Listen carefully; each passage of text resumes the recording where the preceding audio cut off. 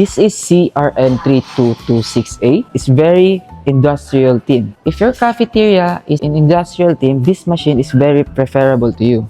It has a touch of wood and a touch of black color, but overall, it is in gray color. Make sure to plug it in the outlet because the machine itself has a power of 3200 wattage. Not very advisable to plug it in extension wires. The main switch is located underneath the machine beside the main wire. You can turn it off and turn it on.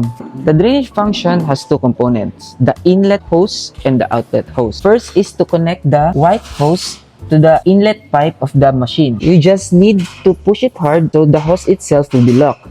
On the other hand, the hose must inserted to the inlet pipe of the water booster. Next, it must be placed to the outlet pipe of the water booster connecting to the water container. For the other component of drainage function is the outlet hose of the machine. Connect the transparent hose to the outlet tank or the black pipe of the machine, and to the other end, it must be placed in the water container just like what I've said before. The cup warmer itself, this is where the cups must be placed to keep it warm. I waited at least 20 minutes before I start the machine because contains 10.5 liters capacity because dual boiler po siya. It has a left and right boilers. The parts of boilers has 58 millimeter diameter portafilter holder. So any portafilter na standard yung size, pwede po siya magkasya dito. For its brewing gauge, naka 9 bar setup na po siya. So, mas maganda po ito kaysa sa mga 15 bar na setup na machine. Next is for the filtration pipe. Other group heads, parehas lang po sila ng explanation po ng dalawa. Hot water dispenser. From the word itself, mean we can get hot water. Next is for the steam gauge. Dito po natin ma-determine kung pwede na po natin gamitin si steam. So, kung nakikita nyo po, naka-point po siya sa 1.5.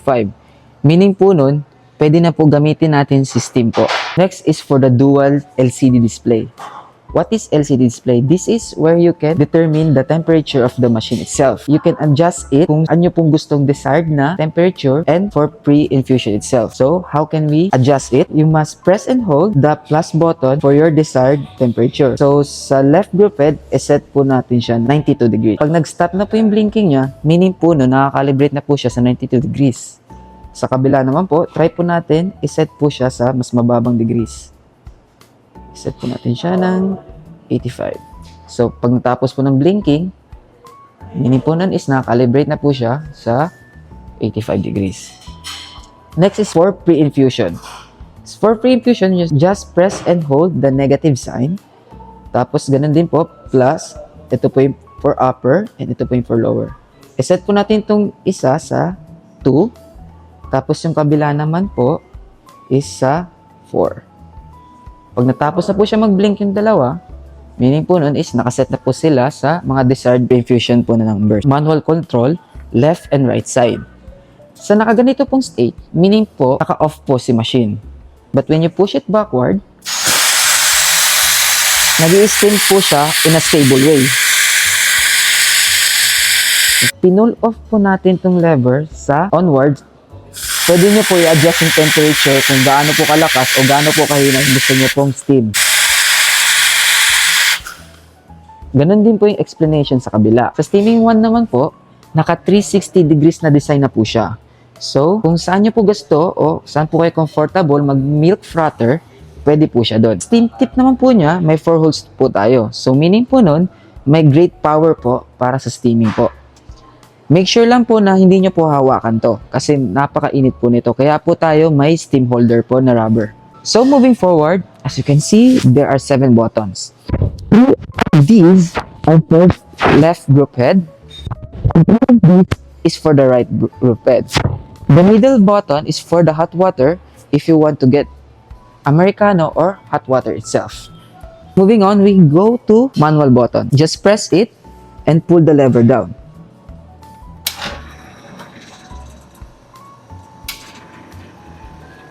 If you reach your desired ml, you just stop it. There. 11 seconds. Press it. Hold. And pull the lever down. If you reach your desired ml, I will 12. So, it is calibrated in 12 seconds for the single shot. Kung gusto niyo po, pipindot na lang po kayo. Kusa na po siya mag-i-stop sa 12 seconds po. And nag-set po tayo kanina ng 2 seconds per infusion, kaya po siya nag-stop kanina. Okay. For the double shot, let's say we set it in 35 seconds. So,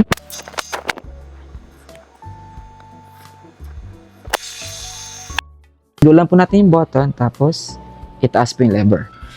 So, the next 3 buttons, the same lang po sila ng function sa left, pero yung ito po, for right lang po siya, tapos itong left is for left lang po talaga siya. And for the inclusions, ito po yung mga accessories na included po sa machine. First is the manual. Tapos po, meron po tayong portafilter na naked po. Meron po kayong included na portafilter na double spout po, tsaka double basket po. Dalawa po sila. The brush, towel, rosewood thumper na may 58 po na diameter, descaling powder po o yung citric acid po. Tapos, yung hose po para sa outlet, which is transparent, and yung white hose po para sa inlet po ng machine. And lastly, rubber po para sa backflashing po ng machine.